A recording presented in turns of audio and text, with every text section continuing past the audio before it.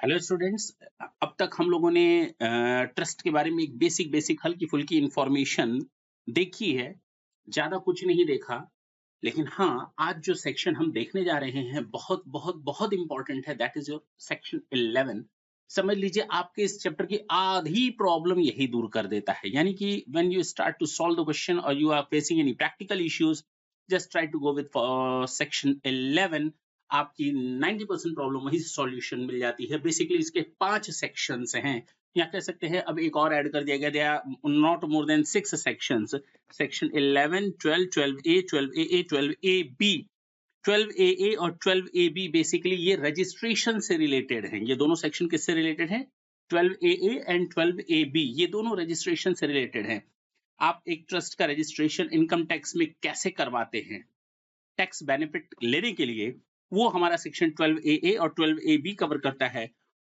Section 11 बताता है कि भाई आपकी अगर कोई प्रॉपर्टी है ट्रस्ट में और उस प्रॉपर्टी से आपकी कोई इनकम होती है, तो उसका सिस्टम क्या है टैक्सेशन के पॉइंट ऑफ व्यू से। फर्स्ट सेक्शन 11 यही बताता है। सेक्शन 12 बताता है अगर आप कोई वॉलंटरी कंट्रीब्यूशन पाते हैं तो उसका टैक्स ट्रीटमेंट कैसे होगा। स्पेसिफिक डायरेक्शंस के साथ होगा, नॉन स्पेसिफिक डायरेक्शंस के साथ होगा, वो हम लोग देखेंगे। यानी दो सेक्शन तो ये हो गए सेक्शन 11 जो आपको टैक्सेशन सिस्टम बताता है कि अगर कोई प्रॉपर्टी है जो ट्रस्ट के पास है, उससे अगर ट्रस्ट को कोई इनकम होती है तो हाउ टू कंप्यूट इनकम, उसका टैक्सेशन सिस्टम क्या होगा। बेसिकली सेक्शन 11 तो ये कहता है कि ये सारी इनकम माफ होती हैं, लेकिन ऐसा भी बताया कि कुछ इनकम माफ नहीं होती। तो हम यहाँ पर दोनों चीजों की बात करेंगे। टैक्सेशन का मतलब क्या कि कोई तो ऐसी इनकम है जिस पर टैक्स लगना चाहिए, हम उसी की बात करेंगे। लेकिन सेक्शन 11 तो क्लियरली कहता है कि following income shall not be included in the total income. Section 10 की तरह है, लेकिन कुछ इनकम्स ऐसी हैं जिस पर टैक्स लग जाता है। कौन सी है, कैसे कैलकुलेट होती है, वो देखेंगे। सेक्शन 12 कहता है कि वॉलंटरी कंट्रीब्यूशन है तो उसका एग्जेम्पशन होगा या नहीं होगा, होगा तो कब होगा, नहीं होगा तो कब नहीं होगा। सेक्शन 12A बताता है आपको कि इस सेक्शन 11 और सेक्शन 12 की एप्लीकेबिलिटी के लिए कौन सी कंडीशंस हैं। 12AA और 12AB आपका रजिस्ट्रेशन से रिलेटेड है, और सेक्शन 13 कहता है भाई कर ले तू जितने भी जतन, जतन सितम नहीं जतन। तो 11 और 12 का एग्जेम्पशन एप्लीकेबल नहीं होगा, विड्रॉ कर लिया जाएगा। जो भी आपको बेनिफिट दिया गया था सेक्शन 11 में, जो भी आपको बेनिफिट दिया गया था सेक्शन 12 में, वो आपसे विड्रॉ कर लिया जाएगा सेक्शन 13 में। सेक्शन 11 जो बताता है कि कौन कौन सी इनकम एग्जम्प्ट होती हैं जो प्रॉपर्टी के थ्रू आती है, सेक्शन 12।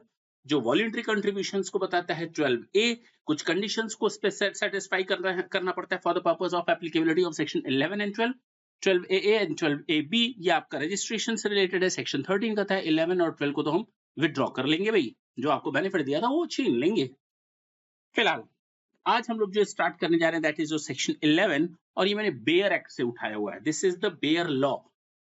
यहाँ सेक्शन 11 ये सब सेक्शन 1, उसका clause A, clause B, clause C, ऐसे आप लोग देखेंगे। यानी अगर मुझे लिखना हो यहाँ पर तो मैं लिखूंगा सेक्शन 11, सेक्शन 11 1A। बात समझ में आई, क्लियर है? तो ये सेक्शन 11 का सब सेक्शन 1 है, उसका क्लॉज ए है, क्लॉज बी है।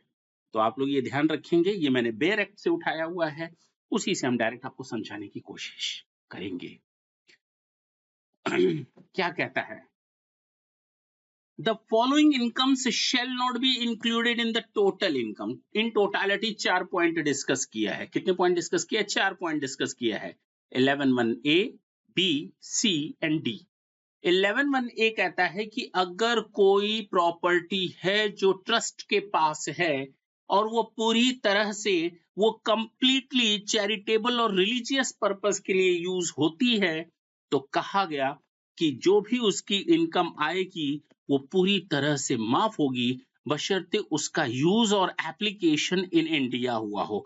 बशर्ते उस इनकम का यूज इंडिया में ही हुआ हो। मैंने क्या बोला कि अगर कोई प्रॉपर्टी ट्रस्ट के पास है और ट्रस्ट को उससे कोई इनकम होती है, वो प्रॉपर्टी कंप्लीटली पूरी तरह से ट्रस्ट के वो कंप्लीटली यूज होती है ट्रस्ट के पर्पसेस के लिए और उससे कोई इनकम अर्न होती है तो वो इनकम माफ होगी बशर्ते उस इनकम को पूरी तरह से इंडिया में अप्लाई किया गया होना चाहिए चैरिटेबल पर्पस के लिए। एंड अब सर आपने हमें ये नहीं बताया चैरिटेबल पर्पस क्या होता है। अरे भाई थोड़ा पेशेंस रखें ना, ये छोटे छोटे पार्ट में हम कई सारे पार्ट्स बनाएंगे इस चैप्टर के ताकि आपको भी कोई हेडेक ना हो समझने में, क्योंकि section 11, section 12, 12A, AA, AB और 13 को समझने में हालत खराब हो जाती है। जब आप एक बार सिस्टमेटिकली सारी चीजें समझ लेंगे बहुत अच्छा करके चले जाएंगे।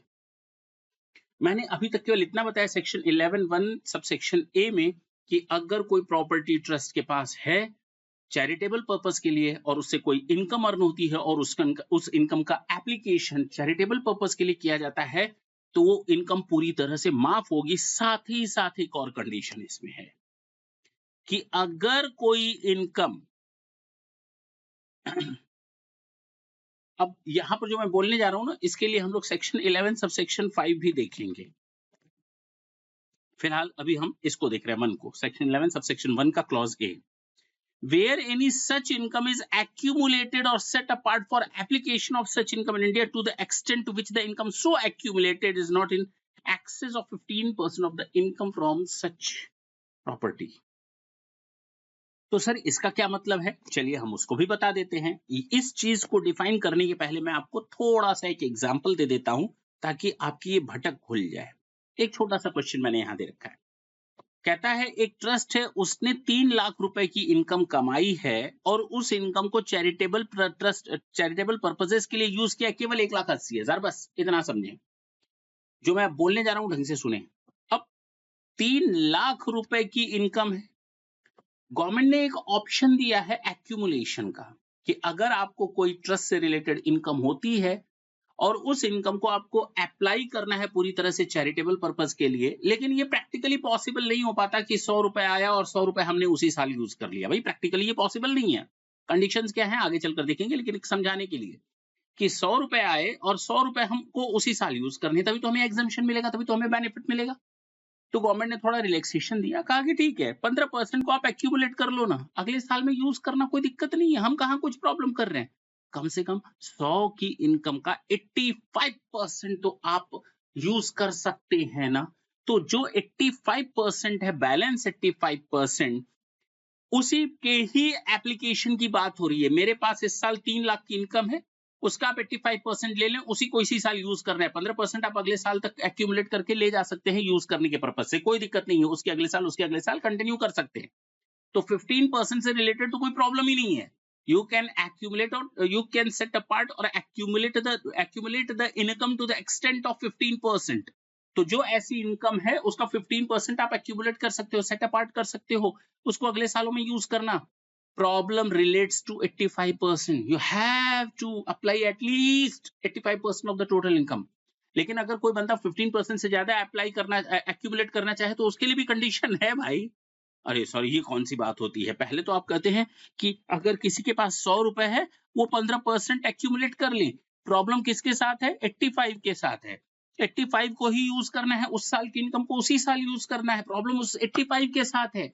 लेकिन मान लेते हैं प्रैक्टिकली ये भी पॉसिबल नहीं हो पाया, उस बंदे ने केवल 80 यूज किया, तो आप कहेंगे सर 5 पर टैक्स लगा दो।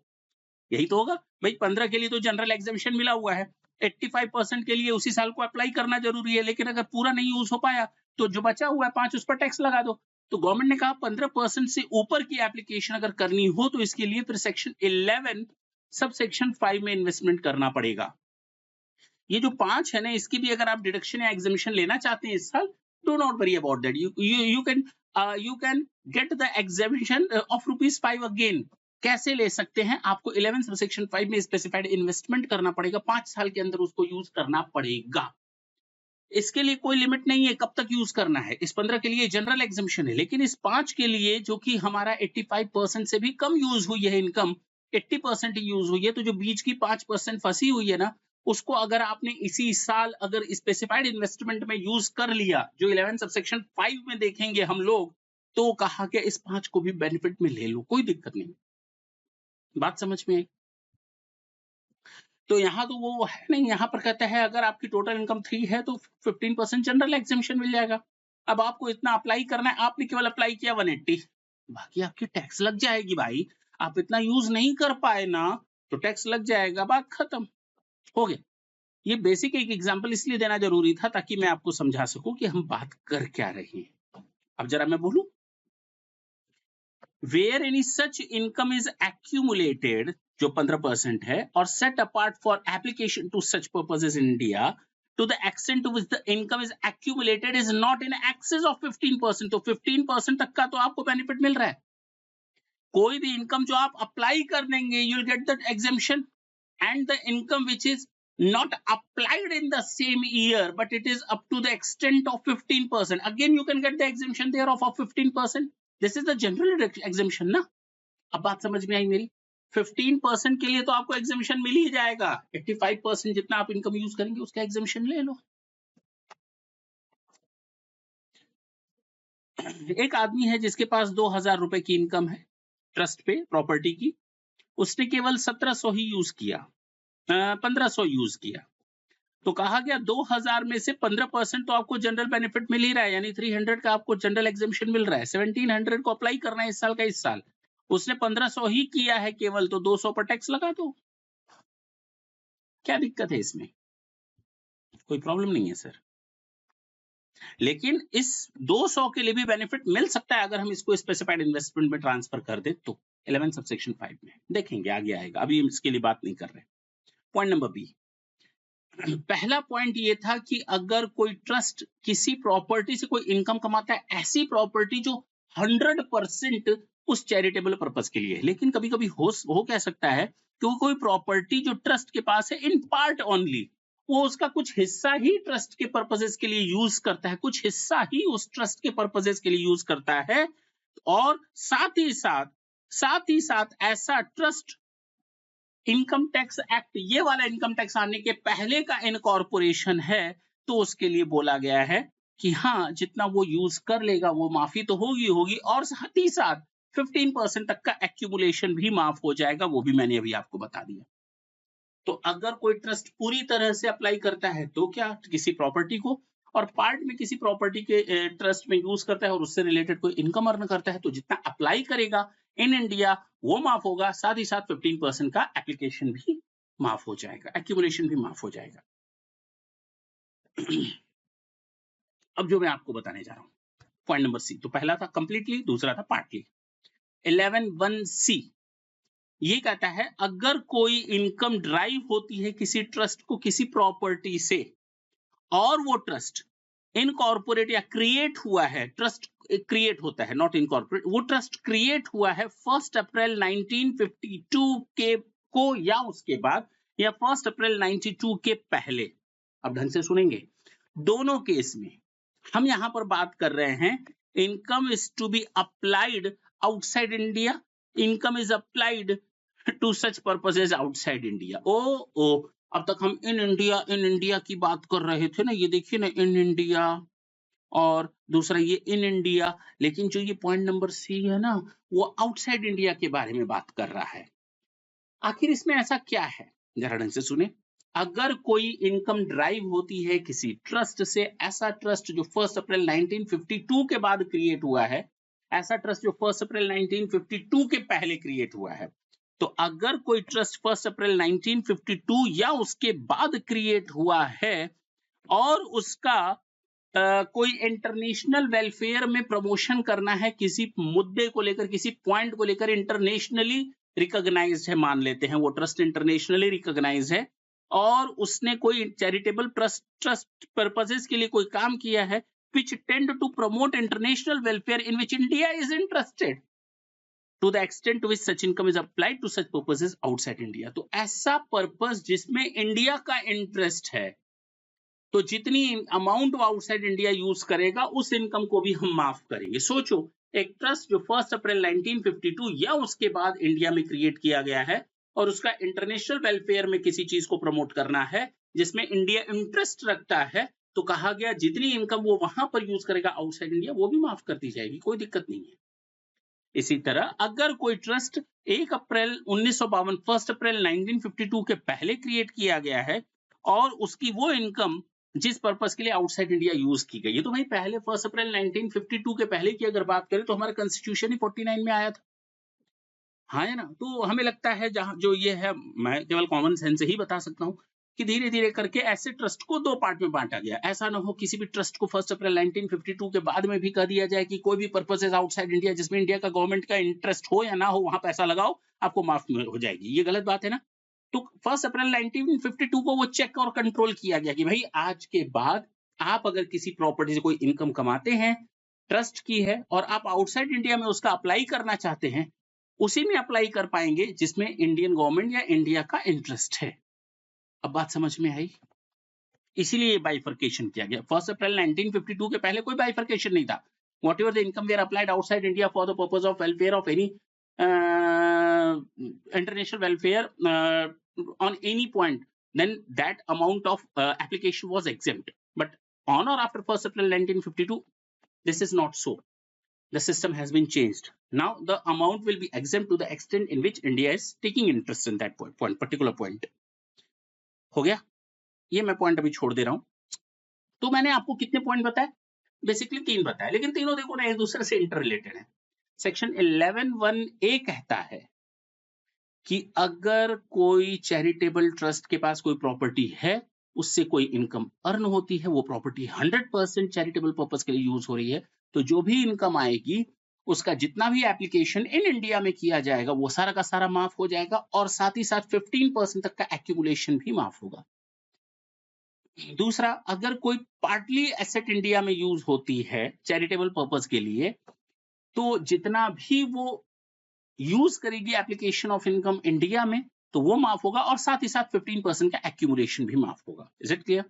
11(1)(c) कहता है कि अगर कोई ट्रस्ट के पास कोई इनकम है इन इंडिया है और उसने कोई एप्लीकेशन किया है आउटसाइड इंडिया में, अगर वो ट्रस्ट 1 अप्रैल 1952 के पहले क्रिएट है तो कोई दिक्कत नहीं है, कर सकते हैं।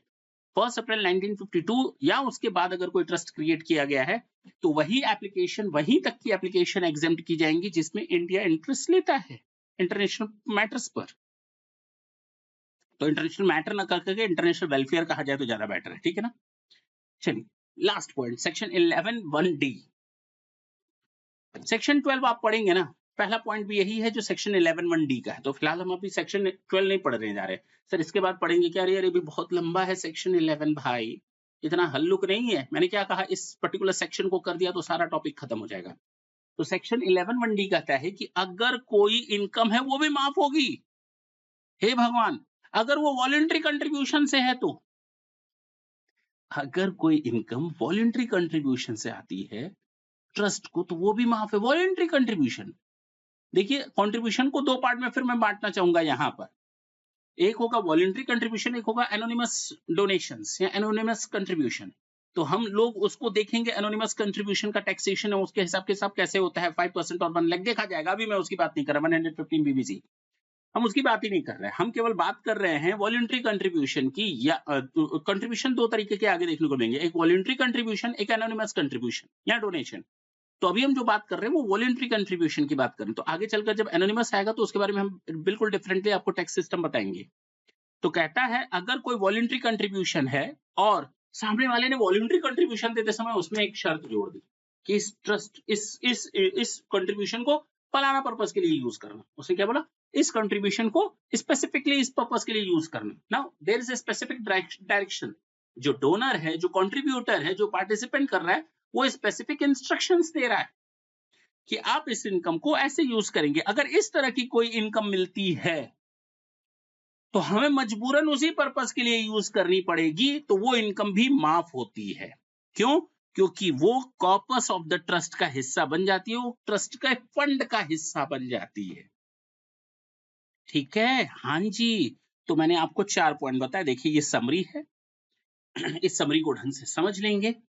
11(1)(a) कहता है income derived from property held under trust wholly for charitable और eligible religious purposes to the extent such income is applied. 15% का एक्यूमुलेशन अलाउड है, ठीक है। 15% से अधिक का आगे देखेंगे। एक्यूमुलेशन मान लिया जाएगा कि वो पर्पस के लिए यूज किया गया, ठीक है, कोई बड़ी बात नहीं है। इसी तरह आपका 11(1)(b) पार्टली है, ये है ना, पार्टली। तो इसमें भी वो सारी चीजें हैं, हाँ या ना। लेकिन ये ट्रस्ट क्रिएट हुआ होना चाहिए 1 अप्रैल 1962 के पहले, बस इस पे ये बात याद रखनी है। पार्टली वाले में 1 अप्रैल 1962 के पहले जाना है, बाकी सारी कंडीशन वैसी ही है। मैंने तीसरा बताया कि अगर कोई ट्रस्ट आउटसाइड इंडिया किसी एप्लीकेशन इनकम को कर रहा है तो उसमें ट्रस्ट को 2 पार्ट में बांटा गया, 1 अप्रैल 1952 के पहले के 1 अप्रैल 1952 ऑनवर्ड्स। तो अगर ऑनवर्ड्स है तो जिसमें इंडिया का इंटरेस्ट उसी एप्लीकेशन को माफ किया गया है, जो पहले का है 1 अप्रैल 1952 के पहले का क्रिएटेड ट्रस्ट है, तो वो अगर आउटसाइड इंडिया यूज कर रहा है तो कोई दिक्कत नहीं है, ठीक है ना। हाँ, लेकिन याद रखेंगे कोई एक्यूमुलेशन अलाउड नहीं है यहाँ पर, जो पॉइंट नंबर सी है उसमें कोई एक्यूमुलेशन अलाउड नहीं है। लास्ट वॉलंटरी कंट्रीब्यूशन पूरी तरह माफ है, कोई कंडीशन नहीं है एक्यूमुलेशन की, यहाँ पर भी एक्यूमुलेशन नहीं, स्पेसिफिक डायरेक्शन के साथ होना चाहिए, बात खत्म। ये एग्जांपल मैंने आपको बता दिया। तो अब करना क्या है, मैंने आपको बहुत कम पॉइंट बताए हैं, लेकिन हाँ आज के लिए मुझे लगता है कि जब आप आज पढ़ने बैठेंगे ना, इस पॉइंट को दोबारा पढ़े, खूब मजा आने वाला है। अगर मैं ये पॉइंट आपको नहीं समझाता और आप बेरक को डायरेक्टली पढ़ते ना, you'll be confused, you'll start to be confused। तो अब आप कंफ्यूज नहीं रहेंगे, आराम से पढ़ें इसको। नेक्स्ट सेशन में जब हम आएंगे इसके एक्सप्लेनेशंस के बारे में डिस्कस करेंगे और साथ ही साथ 11(1)(a) के बारे में भी डिस्कस करेंगे। मैंने कहा थोड़ा आराम से चलेंगे, सेक्शन 11 में हम कोई हड़बड़ी नहीं दिखाने जा रहे, हड़बड़ी में गड़बड़ी हो जाएगी। नेक्स्ट सेशन में आपसे मिलेंगे, फिर आगे की बात करेंगे, तब तक के लिए tata and bye bye, thank you, thanks a lot.